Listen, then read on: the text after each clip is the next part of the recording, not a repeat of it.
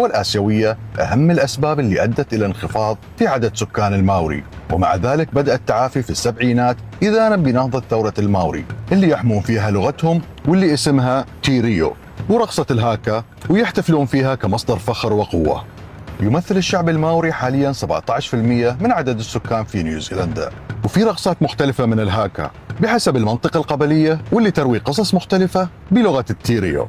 وأشهر رقصات الهاكا اللي اسمها كاماتي، واللي غالبا ما يسويها فريق الأول بلاكس وهو فريق اتحاد الرجبي النيوزيلندي، واللي تحكي قصة زعيم قبلي نجح في الاختباء من أعدائه، واللي تختلف عن الهاكا اللي سوتها النائبة هانا كلارك في البرلمان، واللي تبين فيها قبائل الماوري وتمثيلها السياسي، واللي عبروا فيها عن احتجاجهم ضد قانون يهدد حقوقهم.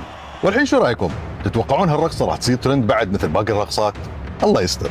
اكتبوا لي رايكم في التعليقات.